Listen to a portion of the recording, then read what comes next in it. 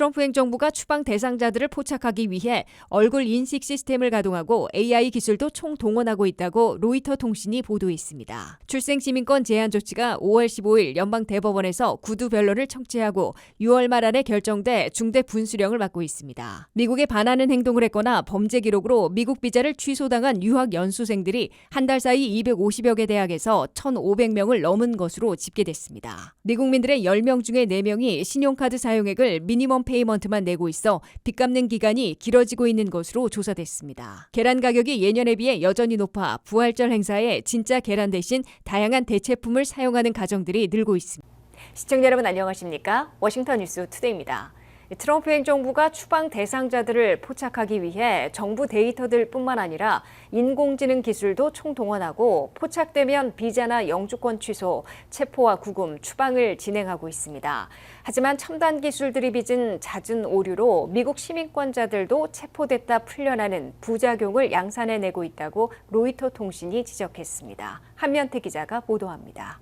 첫해 100만 명은 추방하려는 트럼프 행정부가 추방 대상자들을 포착하기 위해 모든 정보 데이터들을 뒤지는 동시에 공공장소에서 얼굴인식 시스템을 가동하고 AI, 인공지능 기술까지 총동원하고 있다고 로이터 통신이 보도했습니다.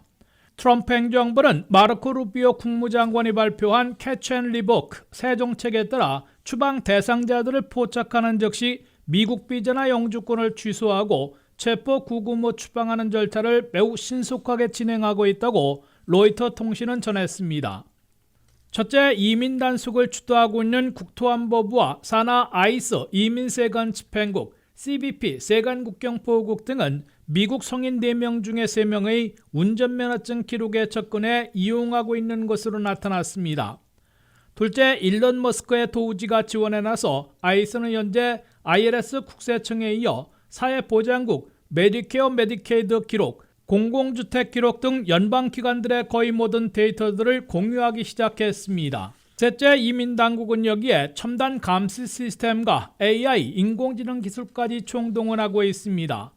추방 대상 타겟이 정해지면 광범위한 장소에서 얼굴 인식 시스템을 가동하고 AI, 인공지능 기술로 추방 대상자는 물론 가족, 이웃, 직장 동료 등의 정보들까지 모두 수집하고 있습니다. 넷째, 특정한 추방 대상자들의 최신 주소 등 개인 신상 정보를 들고 IC 요원들이 체포영장을 받아 직접 급습해 체포하고 루지애나 등 먼 장소에 구금해 놓고 있다가 추방 절차를 밟고 있습니다. 모든 정보 데이터들과 첨단 감시 시스템, 인공지능 기술까지 총동원한 트럼프 행정부의 추방 대상자 포착에서는 그러나 첨단 기술들이 잦은 오류를 범하고 있어 미국 시민권자들까지 엉뚱한 사람들을 체포하는 부작용을 양산해내고 있다고 로이터 통신은 지적했습니다. 버지니아에 사는 귀화 미국 시민권자인 젠시 마차도 씨는 집에서 출근하기 위해 운전하려는 순간 총을 든 IC 요원들이 덮쳐 수갑을 차고 일시 체포됐습니다. 운전면허증을 제시하고 나는 미국 시민권자라고 진술했으나 한참을 붙잡아두고 연행하려 했습니다. 마차도 씨의 집 주소로 되어 있는 추방 대상자가 이름이 다르다는 점을 확인한 후에나 수갑을 풀어주고 일시 체포도 해제했습니다. 필라델피아에서도 미국 시민권자인 조나단 게레로가 세차장에서 일하고 있다가 급습한 IC 요원들에 의해 수갑이 채워지고 일시 체포됐다가 시민권자임을 확인하고서는 풀어줬습니다. 이들 외에도 텍사스와 유타, 뉴멕시코 등 곳곳에서 이민 단속국의 오류로 엉뚱하게 체포되는 미국 시민권자들이 속출하고 있는 것으로 보도되고 있습니다. AI, 인공지능까지 동원한 첨단 기술의 오류로 합법 비자 소지자와 영주권자, 심지어는 미국 시민권자들까지 엉뚱한 곤혹을 치르고 있다고 로이터 통신은 전했습니다. 이들 중 상당수는 트럼프 대통령에게 패를 던졌던 지지자들인데 직접 당해보니 무차별 트럼프 이민 단속을 신뢰하지 못하게 됐다며 반감을 표시하고 있다고 로이터 통신은 밝혔습니다. WKTV 뉴스 한면택입니다. 트럼프 대통령이 취임 첫날부터 시행하려다가 연방 법원에서 제동이 걸려 있는 출생 시민권 제한 조치가 5월 15일 연방 대법원에서 구두 변론을 청취하고 6월 말 안에 결정돼 중대 분수령을 맞고 있습니다. 연방 지방법원과 항소법원은 출생 시민권 제한 조치가 미국에서 태어나면 모두 미국 시민권자가 된다는 수정헌법 14조를 위배한 위헌이라고 판결했으나 연방 대법원에서는 어떤 판결을 내릴지 예의주시되고 있습니다. 연방 대법원은 트럼프 행정부가 긴급 요청한 출생 시민권 제한 조치에 대한 하급 법원들의 시행 중지를 파기해달라는 요구에 대해 이를 허용하지는 않았으나 정식으로 다루겠다는 결정을 내렸습니다. 연방 대법원은 5월 15일 청문회를 열어 소송을 제기한 22개 주정부 변호사들과 연방 법무부 변호사들로부터 구두 변론을 청취하겠다고 밝혔습니다. 5월 중순 변론 청취는 이례적인 것으로 간주되고 있으나 트럼프 행정부가 긴급 요청한 것이어서 집중 심리 후에 회기가 끝나는 6월 말 안에 중대한 결정을 내리게 될 것으로 예상되고 있습니다. 연방 대법원은 출생 시민권 제한 조치를 연방 지방법원들과 항소법원에서 미 전역에서 시행을 중지시킨 판결을 그대로 유지하면서 청문회가 열리는 5월 15일까지는 어떠한 조치도 취하지 말라고 명령했습니다.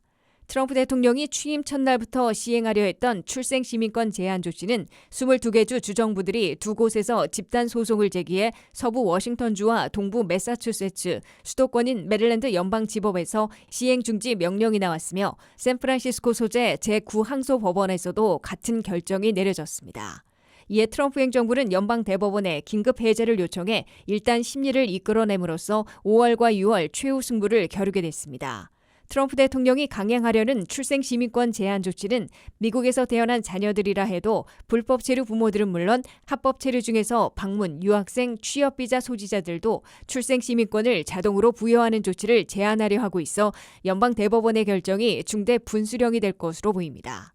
트럼프 이민 행정 명령에 따르면 미국에서 아이를 낳았을 당시 어머니가 불법 체류 신분일 경우 아버지가 미국 시민권자 또는 영주권자이어야만 미국 시민권을 부여받게 됩니다. 어머니가 불법 체류 신분이면 아버지가 합법 체류자일지라도 일시 체류 비자인 방문, 유학생, 취업 비자 소지자이면 그 자녀의 미국 시민권을 자동 부여하지 못하도록 지시하고 있습니다. 일시 합법 체류 비자 소지자들도 제한하려는 것은 원정 출산을 막기 위한 시도로 보입니다.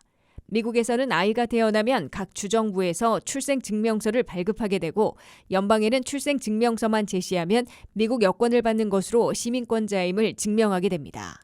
그런데 트럼프 2기에선 각 연방기관들이 미국 여권이나 연방증명서를 신청하면 30일 이내에 그의 부모의 이민 신분을 확인토록 행정명령을 통해 지시해놓고 있습니다. 범죄 기록이 있거나 미국에 반하는 행동으로 미국 비자를 취소당한 유학 연수생들이 한 달 사이 250여 개 대학에서 1,500명을 넘은 것으로 집계됐습니다. 마르코 루비오 국무장관은 친하마스 시위 주동자 등 미국 정책에 반하는 유학생들의 비자를 300명 이상 취소했다고 발표하기도 했는데요. 최신 통계에서는 유학 연수생 비자 취소는 하루에 100명 이상씩 늘고 있는 것으로 집계했습니다. 한면태 기자가 보도합니다. 미국 비자를 취소당한 유학연수생들은 국무장관이 발표했던 300명에서 대학총장협의회의 800명, 그리고 현재는 1,500명 이상으로 갈수록 본물처럼 불어나고 있습니다. 대학과 대학원에서 유학연수 비자를 취소당한 외국 학생들을 집계하고 있는 IHE, 즉 인사이드 고등교육에 따르면 4월 18일 현재 250여 개 대학에서 1,556명인 것으로 집계됐습니다. 이는 트럼프 행정부가 유학생 비자를 무더기로 취소하기 시작한 3월 중순부터 단 한 달 사이에 벌어진 수치입니다. 마르코 루비오 국무장관은 지난 3월 28일 친하마스 시위 주동자 등 미국 정책에 반하는 유학생들의 비자를 300명 이상 취소했다고 발표했습니다. 대학 총장협의회는 최근 미 전역 80여 개 대학에서 800명 이상으로 밝혔습니다. 그러나 새로운 최신 통계에서는 한 달 동안 250개 대학에서 1,556명이 유학연수 비자를 취소당한 것으로 집계된 겁니다. 게다가 이 집계에서는 하루에 100명씩 늘어나고 있어 유학연수생 비자 취소는 계속 증가할 것으로 확실시되고 있습니다. 대학별로 보면 워싱턴 DC 수도권에서는 존스 홉킨스에서 37명으로 가장 많고 조지 메이슨 15명, 조지타운 10명, 버지니아 테크 9명, UVA와 BCU 각 3명으로 나타났습니다. 유니버시티 오브 텍사스의 6개 도시 캠퍼스에서 170명으로 가장 많이 비자를 취소당했습니다. UC 버클리와 UC 데이비스에서 각 23명, UCLA에서 12명이 유학 비자를 취소당한 것으로 보고됐습니다. 캘리포니아 주립대학 전체에서도 48명이 취소당한 것으로 나타났습니다. 애리조나 주립대학 전체에서도 100명이나 유학연수 비자를 취소당했습니다. 유명 사립대학들을 보면 하버드에서 12명, 예일 4명, 유펜 8명, 코넬 17명, MIT 9명, 시카고 대학 7명, 스탠포드 6명 등으로 나타났습니다. 미 이민변호사협회에 따르면 유학연수 비자를 취소하기에 앞서 조치되고 있는 ICS 서비스 등록 종료자들은 그보다 훨씬 많은 4,700명인 것으로 집계되고 있습니다. 미 이민당국은 서비스 등록 취소와 거의 동시에 유학연수 비자 취소 조치를 하고 있는 것으로 보여 앞으로도 급증할 것으로 예고되고 있습니다. 또한 예전에는 서비스와 유학 비자가 취소돼서도 I-20를 토대로 유학을 마칠 때까지 미국에 머물 수 있었으나 이제는 즉각 자진 출국을 요구하고 있으며 시위 주동자나 중범죄 기록을 갖고 있는 사람들은 체포 구금하고 있다가 추방시키고 있는 것으로 보입니다. WKTV 뉴스 한면택입니다. 미국민들의 10명 중에 4명이 신용카드 사용액을 매달 미니멈 페이만 내고 있어 빚 갚는 기간이 길어지고 있는 것으로 조사됐습니다. 전문가들은 여러 신용카드들 가운데 소액이나 높은 이자율부터 페이오프하라고 권고하고 있습니다. 미국민들의 신용카드 사용액은 총액이 1조 2천억 달러로 매분기 최고치를 갈아치우고 있습니다. 뉴욕 연방은행이 집계하고 있는 미국민들의 개인 부채 18조 달러 가운데 신용카드 사용액은 지난해 말 현재 1조 2천억 달러로 매분기마다 최고치를 경신하고 있습니다. 그러나 미국민들의 상당수는 신용카드를 많이 쓰기보다는 관리를 잘못하고 있어 카드 빚이 악화되고 있는 것으로 나타났다고 CNBC가 보도했습니다. 금융기관의 설문조사 결과 미국민들 10명 중에 4명이 신용카드 사용액을 매달 내면서 미니멈 페이먼트만 갚고 있는 것으로 조사됐습니다. 이들은 매달 미니멈 페이먼트만 내면 신용카드를 잘 관리하는 것으로 잘못 알고 있다가 카드빚 갚기가 더 길어지는 낭패를 당하고 있다고 CNBC는 경고했습니다. 미국민들은 현재 신용카드당 사용액이 6,600달러를 빚지고 있으며 평균 20%의 높은 이자율을 물고 있습니다. 이때 보통 1%로 부과되는 미니멈 페이먼트만 매달 낼 경우 6,600달러를 페이오프하는 데 무려 18년이나 걸리는 것으로 계산되고 있습니다. 이에 따라 전문가들은 미니멈 페이먼트만 냈다가는 신용카드 빚에서 해방되지 못하는 것은 물론 수렁에 빠지게 된다는 위기감을 느끼고 빚갚기 전략을 세워야 한다고 강조하고 있습니다. 전문가들은 스노우볼과 아발란체라는 두 가지 방식으로 신용카드 빚갚기를 시도해보라고 권고하고 있습니다. 첫째, 스노우볼 전략으로 여러 신용카드들 가운데 소액의 밸런스부터 페이오프하는 방법입니다. 소액부터 다 갚은 다음 두 번째 타겟을 정해 페이오프 해나가는 방식입니다. 둘째, 아발란체 전략으로 여러 신용카드들 가운데 높은 APR 이자율 카드부터 많이 갚거나 페이오프하는 방법입니다. 두 가지 전략에 모두 적용할 수 있는 방법은 가장 전형적인 방식으로 제로 밸런스 트랜스퍼 오퍼를 이용하는 것입니다. 다른 신용카드 사용액을 제로 밸런스 트랜스퍼 오퍼를 수락해 승인받으면 0% 이자율로 1년 내지 1년 반은 이자를 물지 않게 됩니다. 현재 보유하고 있는 신용카드사에서 제로 밸런스 트랜스퍼를 오퍼하고 있는지를 파악해보고 없을 경우 이를 제시하고 있는 새로운 카드를 개설해 활용해야 합니다. 계란 가격이 소폭 내리긴 했지만 예년에 비해 높아 부활절 행사에 진짜 계란 대신 다양한 제품들을 사용하는 가정들이 늘고 있다고 합니다. 백악관은 예년과 같이 진짜 계란을 사용해 부활절 행사를 진행할 예정이라고 하는데요.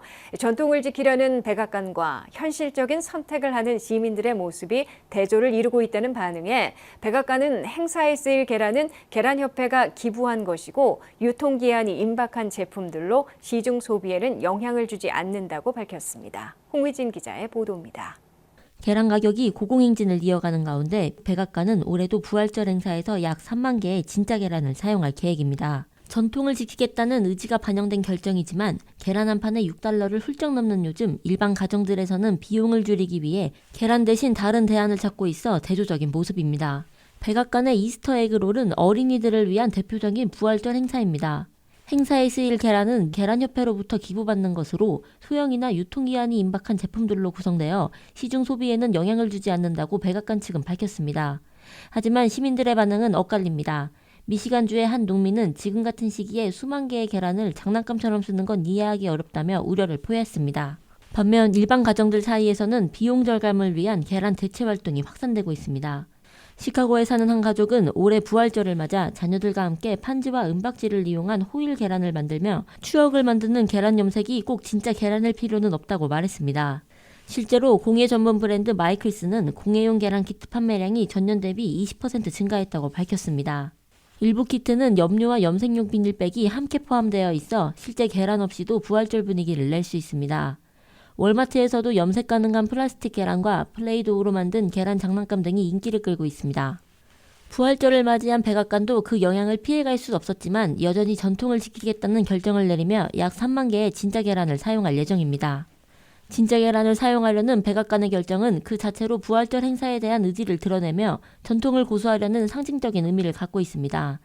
백악관 측은 계란 산업과의 오랜 협력 관계를 바탕으로 이번에도 계란협회가 기부한 소형 계란들이 행사에 사용될 예정이라 일반 소비자들에게는 큰 영향을 미치지 않는다고 설명하고 있습니다.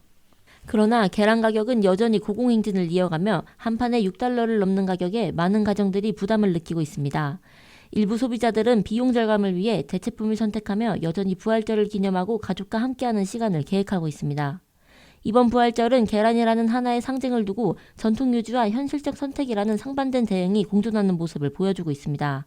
WKTV 뉴스 송우진입니다. 이상으로 워싱턴 뉴스투데이를 마치겠습니다. 시청해주신 여러분 고맙습니다.